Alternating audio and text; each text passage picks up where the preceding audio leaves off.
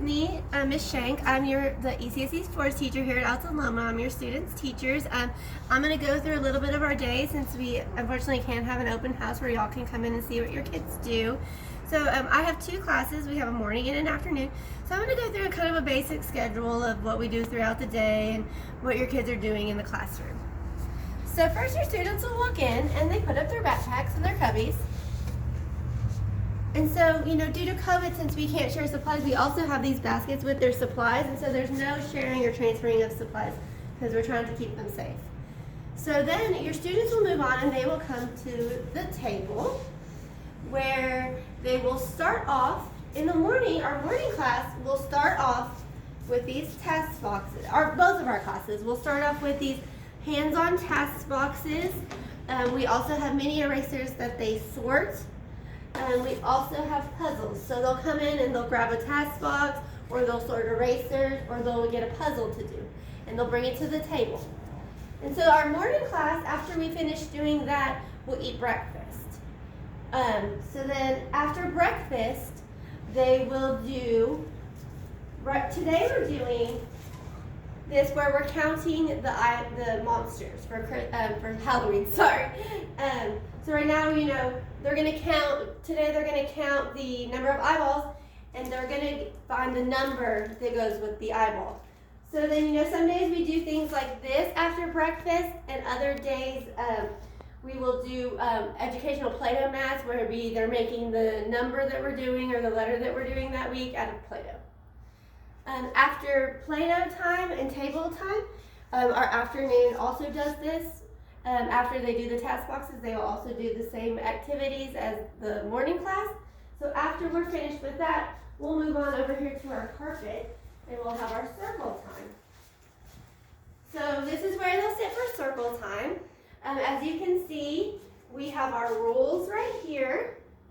We have our letter book for the week and our story of the day.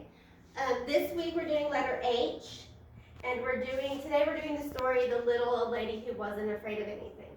And so we'll do circle time. We'll sit here and we'll sing songs. We'll read our stories. We'll go over our letter and our shape for the week. And then also right here they have their visual schedule so they know what's coming up next in the day. So after we finish with circle time, the kids are able to break off and to choose their centers. So I'm just going to kind of briefly tell you what each center is that they have to choose from. This is the reading center. It has letters, they can read a story, they can read to the stuffed animals, and that's just basically where they can get familiar with books. Flipping through pages, asking questions. Sometimes we'll sit in there with them and we'll read stories to them. And then another center that we have that they choose from is the writing center. So depending on the letter that we're doing that week, I'll have worksheets and activities for them to do, or like color sheets for the story. There's letter tracing. They can practice, their drawing or their letter writing, whatever they're needing to do. And that just helps them with their, with their pre-writing or writing skills. So another center that we have, and I think this might be their favorite center, is this Discovery Center. And so, they can build, they can explore, they can, get some sensory, to feel some sensory items. We also have a shape sorter so they can, get familiar with the different shapes. And I really think this is one of the kids' favorite centers. They really enjoy exploring and building and, using their imagination to play with these things. Another center that we have would be the Math Center. So this one, they have blocks that they can build. We have these race cars where they can, line them up in numerical order, or they can practice their numbers. Or sometimes they just like to play cards. They're little and they enjoy that quite a bit. We also have in the center these math boards. So they can practice, one-to-one correspondence. Give me one peg, give me two pegs. And then they're practicing their math skills while enjoying some play. And the last center we have is the Kitchen Center.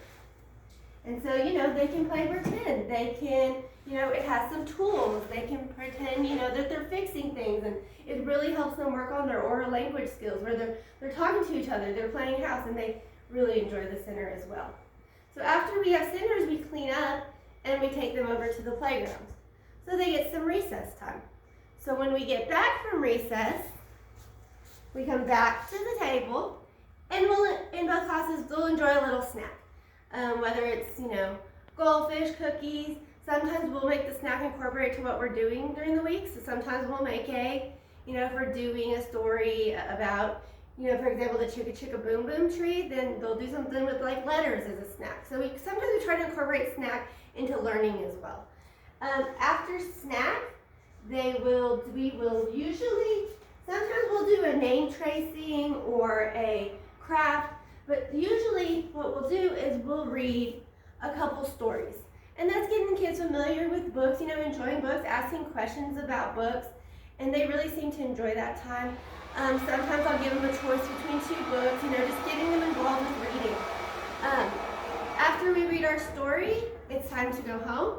So they come over here and they get their backpacks. And after they get their backpacks, they know, so we have two things. So our learning, they're either red or green choices. So they know if they made green choices throughout the day, they get to come over to the prize box.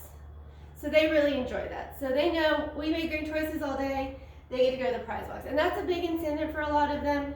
They know I made green choices today, I want to make green choices so I can get in the prize box. After they get in the prize box, we put them on the bus and they go home to you. I'm really sad that we can't have you in the classroom this year to see the kids and all that they've done, but your students are doing an amazing job.